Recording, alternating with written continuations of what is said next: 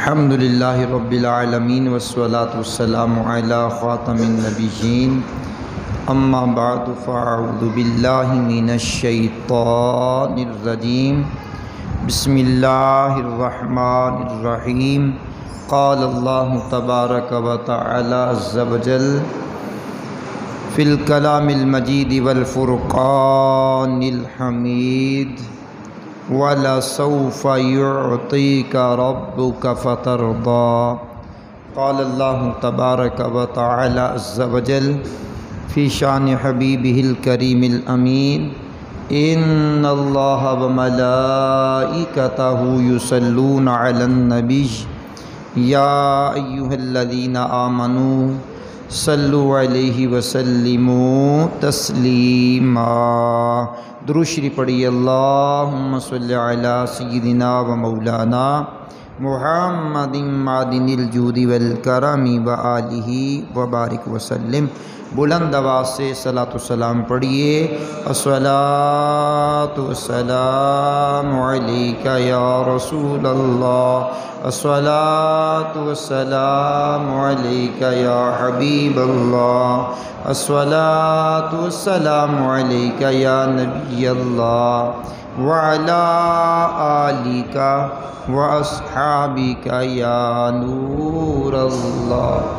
اللہ کریم کا کروڑ شکر ہے جس کی عطا اور توفیق سے آج ہم 15 ربیع الاول شریف 1446 ہجری بمطابق 20 ستمبر 2024 کا یہ جمعہ مرکزی جامع مسجد انواری ممتاز آباد ملتان شریف میں رہتے ہوئے اس کی برکتیں لوٹ رہے ہیں۔ اللہ کریم ہماری زبان پر کلمۃ الحق جاری فرمائے، عرشوں کا مالک سبقت لسانی سے محفوظ فرمائے۔ حضرت حرب بن سریج رحمۃ اللہ تعالی علیہ فرماتے ہیں ایک مرتبہ میں امام زین العابدین رضی اللہ تعالیٰ عنہ کے شہزادے امام محمد کی بارگاہ میں حاضر تھا اور عرض گزار ہوا، اے پیارے امام، عراق کے لوگ کہتے ہیں روز قیامت پیارے آقا صلی اللہ تعالیٰ علیہ وآلہ وسلم شفاعت فرمائیں گے۔ عراق کے لوگ کہتے ہیں۔ اچھا، تو امام محمد جو امام زین العابدین کے بیٹے ہیں اور معروف امام محمد باقر کے نام سے بھی ہیں، تو امام محمد رحمۃ اللہ علیہ نے جو اہل بیت کے چشم و چراغ بھی ہیں، اہل بیت کے امام بھی ہیں اور تمام مسلمان انہیں امام میں برحق بھی مانتے ہیں، آپ نے فرمایا اللہ کی قسم شفاعت حق ہے۔ کیا شفاعت حق ہے؟ اب انہوں نے یہ جملہ کہنے کے بعد کہا مجھے محمد بن حنفیہ نے حدیث بیان کی۔ یہ محمد بن حنفیہ کون ہیں؟ مولا علی کے بیٹے ہیں، فاطمی نہیں ہیں، کسی اور زوجہ سے ہیں، اور کہا مجھے یہ حدیث میرے والد گرامی یعنی مولا کائنات مسلمانوں کے چوتھے خلیفہ نے یہ حدیث سنائی ہے کہ رسول اللہ علیہ السلام نے فرمایا میں قیامت کے دن شفاعت کرتا جاؤں گا یہاں تک کہ میرا رب مجھے فرمائے گا اے پیارے محبوب کیا آپ راضی ہو گئے؟ میں عرض کروں گا اے میرے رب میں راضی ہو گیا۔ یعنی کریم آقا علیہ الصلوۃ والسلام امت کی شفاعت فرمانے والے ہیں۔ تو ربیع الاول کے دن چل رہے ہیں، عشاقان مصطفیٰ جگہ جگہ سرور عالم نور مجسم علیہ السلام کے نام کی محافل کا انعقاد کر رہے ہیں، جگہ جگہ حضور نبی کریم علیہ السلام کے جشن منائے جا رہے ہیں، جگہ جگہ کریم آقا علیہ السلام کی ثنا خوانی ہو رہی ہے، لیکن یہ محافل موسیقی، ڈھول ڈھمکے، بے پردہ عورتوں سے پاک ہونے والی محافل ہونی چاہیے۔ یہ گناہوں سے لتھڑے ہوئے کام ان پاکیزہ محافل میں جچتے نہیں ہیں۔ اگر رسول اللہ کی شفاعت پانی ہے تو دین اسلام کے حسین اصولوں کی دھجیاں نہیں بکھیرنی اور دین اسلام کے اصولوں کی خلاف ورزی نہیں کرنی۔ خیر، بات کر رہا ہوں، حضرت حرب بن سریج رحمۃ اللہ علیہ کہتے ہیں، امام محمد نے کہا، یہ حدیث شریف سنانے کے بعد، اے اہل عراق، تم کیا سمجھتے ہو قرآن کریم میں سب سے زیادہ امید دلانے والی یہ آیت ہے، لا تقنطوا من رحمت اللہ۔ یہ سورہ زمر ہے، آیت کا نمبر ہے 53، سورہ زمر۔ اس کا سیاق و سباق دیکھیں گے تو قل یا عبادی الذین اسرفوا علی انفسہم لا تقنطوا من رحمت اللہ ان اللہ یغفر الذنوب جمیعا انہ هو الغفور الرحیم، کہ مالک کائنات نے فرمایا، اے وہ میرے بندو جنہوں نے زیادتی کے ذریعے، حبیب آپ کہیے اے وہ میرے بندو جنہوں نے گناہوں کے ذریعے اپنی جانوں پر ظلم کر لیا، لا تقنطوا من رحمت اللہ، وہ اللہ کی رحمت سے نا امید نہ ہو، اللہ کی رحمت سے مایوس نہ ہو، اللہ کی رحمت سے نا امید نہ ہو۔ ان اللہ یغفر الذنوب جمیعا، بے شک اللہ سارے گناہ معاف فرما دیتا ہے، انہ هو الغفور الرحیم، بے شک وہی بخشنے والا مہربان ہے۔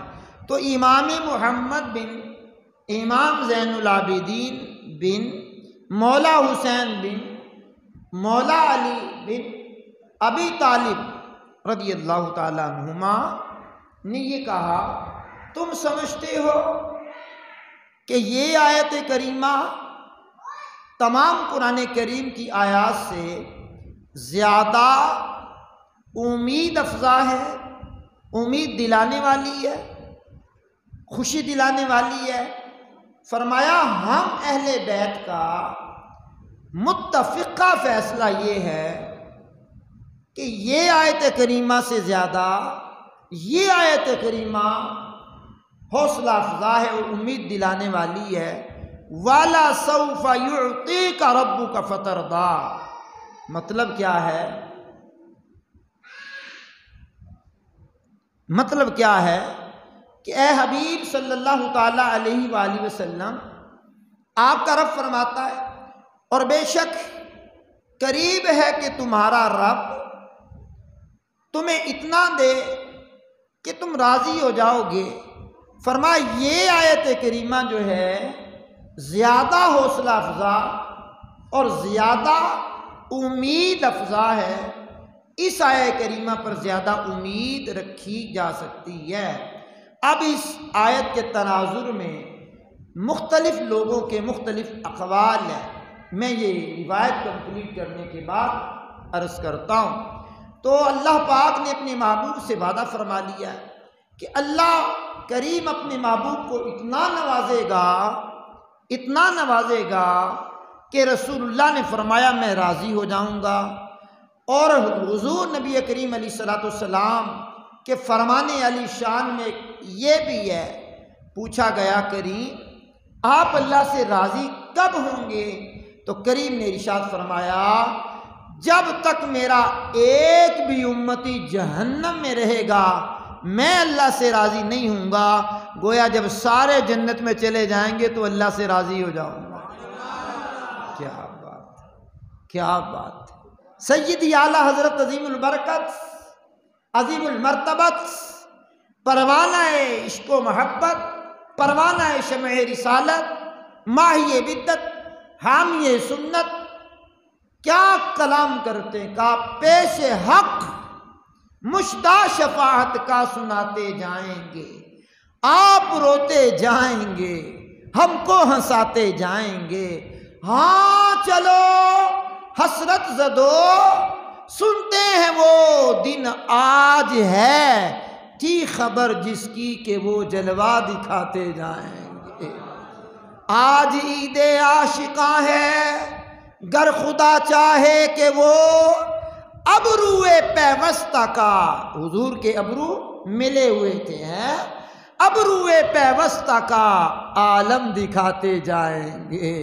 کچھ خبر بھی ہے فقیروں، آج وہ دن ہے کہ وہ نعمت خلد اپنے صدقے میں لٹاتے جائیں گے۔ وسعتیں دی ہیں خدا نے دامن محبوب کو، جرم کھلتے جائیں گے اور وہ چھپاتے جائیں گے۔ خاک افتادو بس ان کے آنے ہی کی دیر ہے، خود وہ گر کے سجدہ میں تم کو اٹھاتے جائیں گے۔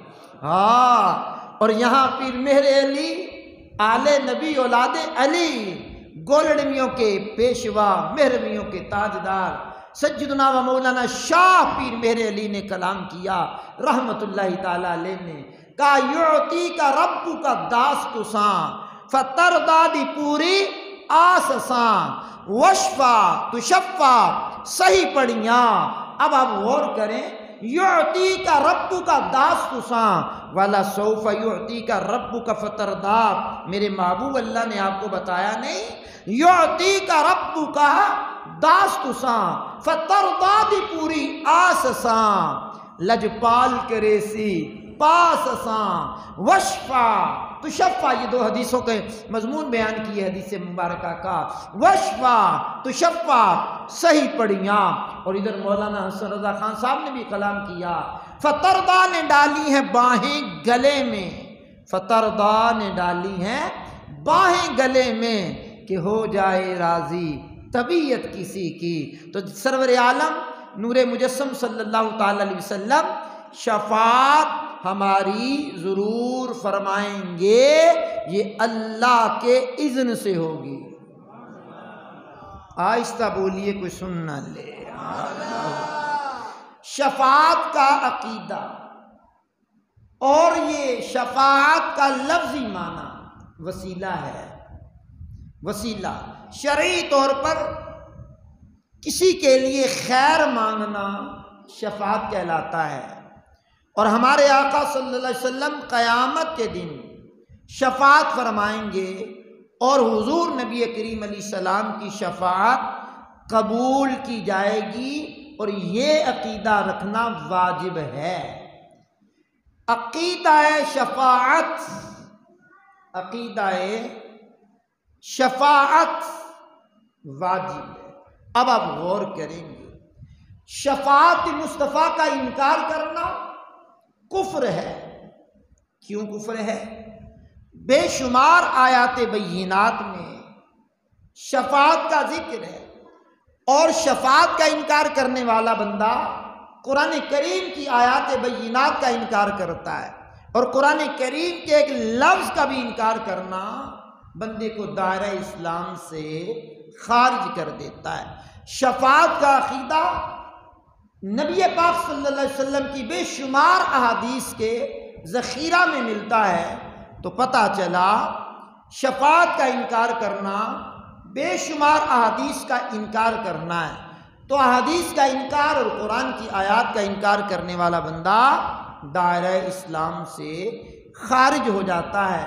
اب رہی یہ بات کہ قرآن کریم نے شفاعت کے متعلق دو طرح کی آیات بیان کی ہیں، ایک اس طرح کی، ایک اس طرح کی۔ اب یہ دونوں قسم کی آیات آپ کے سامنے رکھ کر کے بات کو آگے لے جاؤں گا۔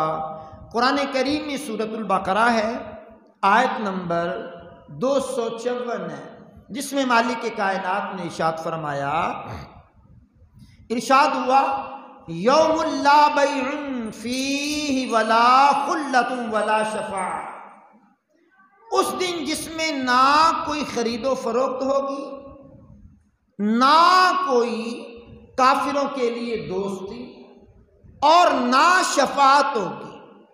اب یہ آیت کریمہ پڑھ کر کوئی کہے کہ وہ خرید و فروخت کا دن تو نہیں ہے، بات تو ٹھیک ہے۔ کافروں کی دوستی اس دن کام نہیں آنی، بات تو ٹھیک ہے۔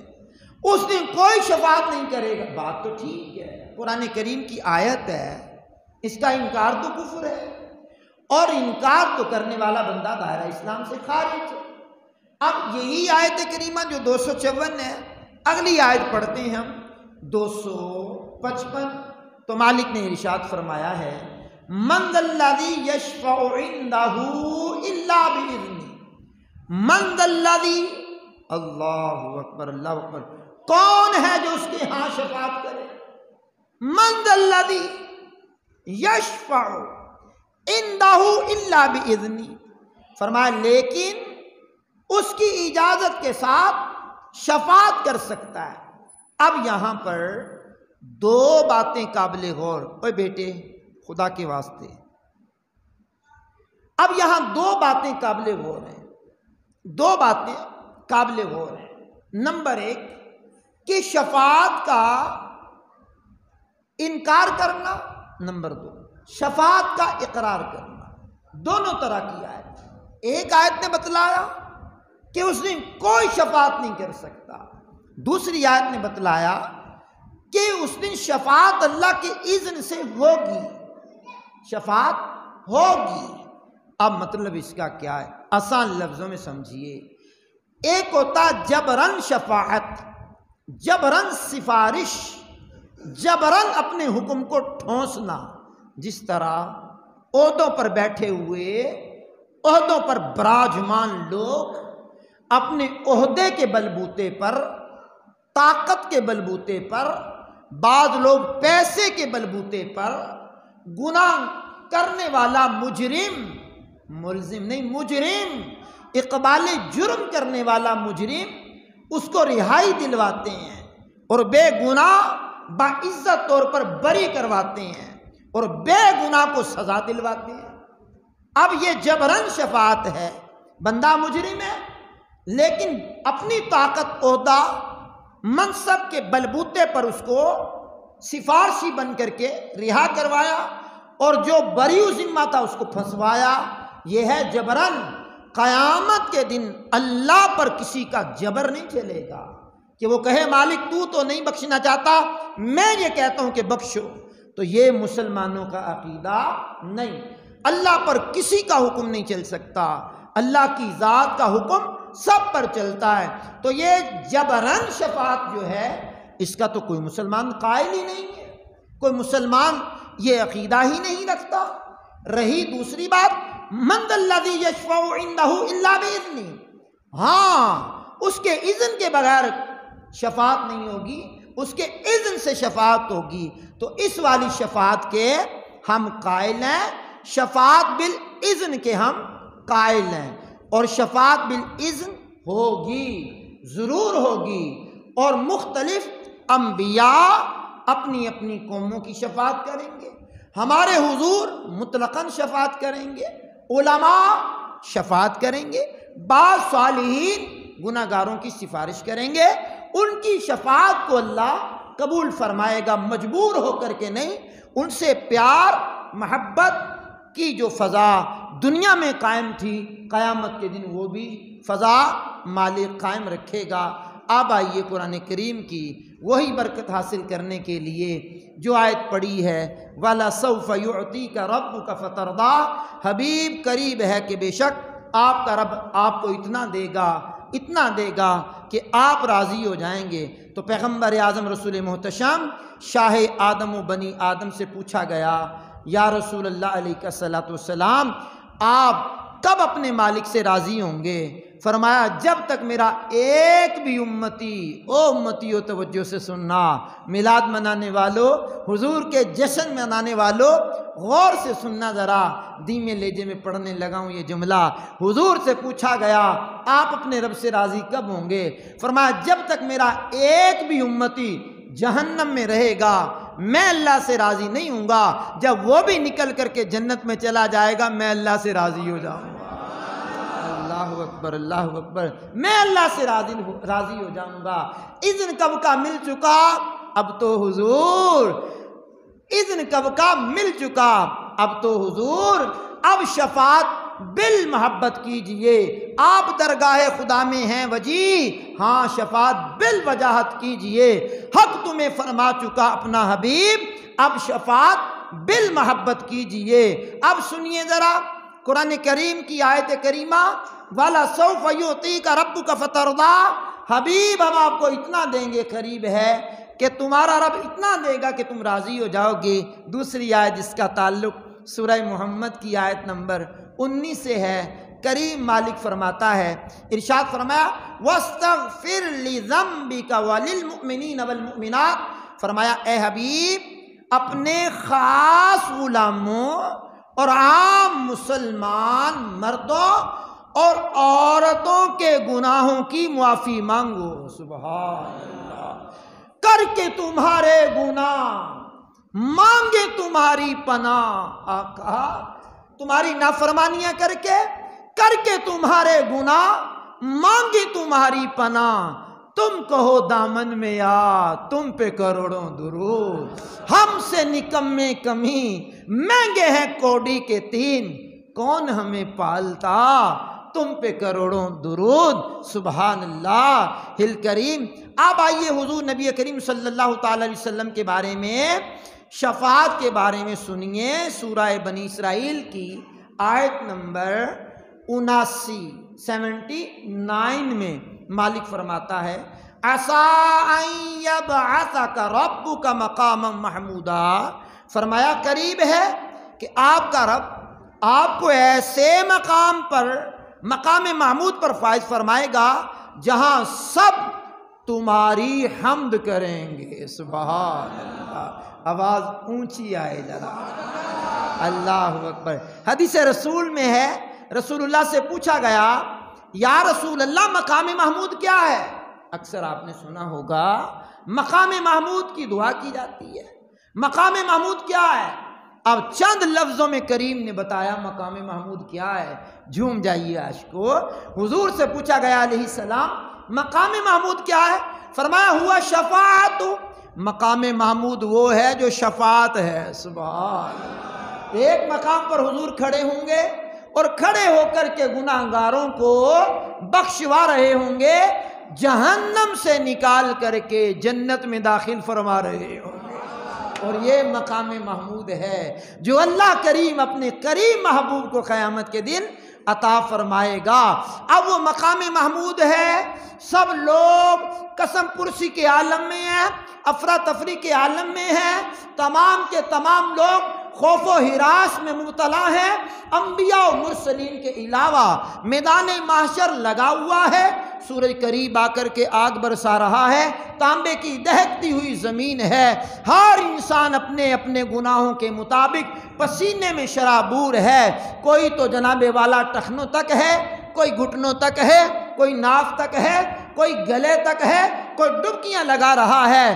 اور جناب والا وہ دن جو ہے فی یوم کان مقدارہ 50,000 سنہ، سورۃ المعارج نے کہا 50,000 سال کا دن ہے، ہر انسان برہنہ جسم ہوگا، برہنہ پا ہوگا، اور وہ دن باپ بیٹے سے بھاگ رہا ہوگا، بیٹا باپ سے بھاگ رہا ہوگا، ماں اکلوتے کو چھوڑ رہی ہوگی، نفسا نفسی کا عالم ہوگا، لیکن وہ مقام محمود پر جو حضور جلوہ گر ہوں گے، مطلب کیا ہے؟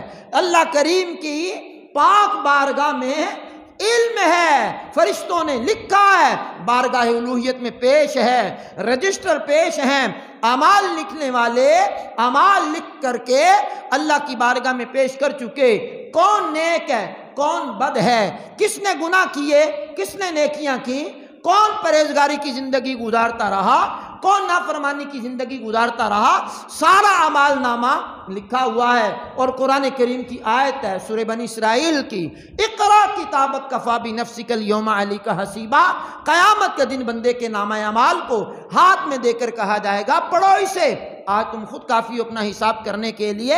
پھر یہ مقام محمود کا لگایا جانا، پل صراط کا لگایا جانا، میزان عمل کا لگایا جانا، اس بات کی دلیل ہے جو مولانا حسن رضا خان صاحب اعلیٰ حضرت کے بھائی ہیں، ایک شعر میں بیان کر دیا اور کمال کا بیان کر دیا، ذخیرہ حدیث کی ترجمانی کر دی، قرآن کریم کی آیات کا مفہوم بیان کر دیا۔ کہا پھر یہ سارا کچھ کیا ہے؟ سارا کچھ کیا ہے؟ اللہ کے تو علم ہے جنت میں کون جائے گا، جہنم میں کون جائے گا، آرڈر جاری ہو جائے فلاں فلاں جنت میں چلے جاؤ، فلاں فلاں جہنم میں چلے جاؤ۔ یہ سارا میدان محشر لگانے کا مقصد کیا ہے؟ کہا فقط اتنا سبب ہے انعقاد بزم محشر کا کہ ان کی شان محبوبی دکھائی جانے والی ہے۔ او لوگو، اللہ کو اپنے محبوب کی شان دکھانی ہے؟ او میلاد منانے والوں آؤ دیکھو آج جن کا میلاد منایا ان کی کیا شان ہے۔ او لوگو جن کے میلاد پر پرچم لگائے دیکھو تمہارے نبی کی کیا شان ہے۔ او لوگو جنہوں نے نعرے لگائے دیکھو آج تمہارے نبی کی کیا شان ہے۔ او لوگو جنہوں نے حضور کو آخری نبی مانا دیکھو کہ آج تمہارے نبی کی کیا شان ہے۔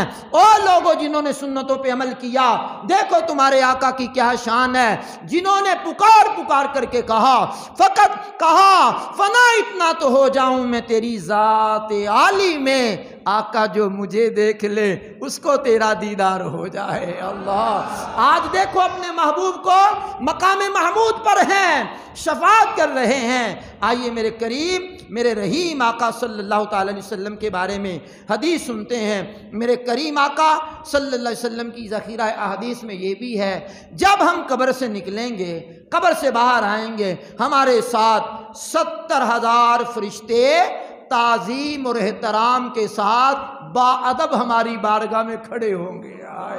اچھا دوسری حدیث میں ہے کریم اکیلے تھوڑی آئیں گے، ابو بکر بھی اٹھیں گے، فرمایا ہماری دائیں جانب ابو بکر ہوں گے، بائیں جانب عمر ہوں گے، پہلے ہمیں اٹھایا جائے گا پھر بقی والوں کو اٹھایا جائے گا۔ اللہ اکبر اللہ اکبر، اس شان سے حضور جلوہ گر ہوں گے۔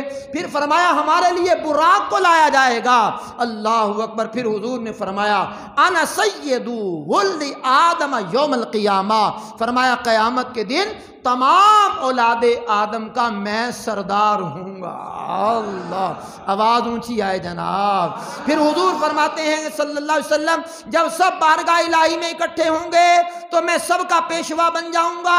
پھر فرمایا حضور نے وَأَنَا قَائِدُهُمْ اِذَا وَفَادُوا، سب بارگاہ الہی میں اکٹھے ہوں گے میں ان کا قائد ہوں گا۔ پھر حضور نے فرمایا وَأَنَا خَطِيبُهُمْ اِذَا أَنصَتُوا، بارگاہ الہی میں سب خاموش کھڑے ہوں گے میں خطاب کروں گا۔ سبحان اللہ، میں خطاب کروں گا۔ پھر سرور عالم نور مجسم علیہ السلام نے فرمایا وَأَنَا مُبَشِّرُهُمْ اِذَا آئِسُوا، جب سب مایوس ہو جائیں گے تو ان مایوسی کو دور کرنے والا میں ہی ہوں گا جو لوگوں کو خوشخبریاں سنا رہا ہوں گا۔ اللہ پھر حضور فرماتے ہیں، فرمایا الکرامۃ والمفاتیح یومئذ بیدی، اس دن بزرگی عزت بھی میرے لیے ہوگی اور جنت کی چابیاں بھی مجھے دی جائیں گی۔ سبحان اللہ، کیا بات ہے۔ پھر حضور نبی کریم فرماتے ہیں وَأَنَا أَكْرَمُ وَلَدِ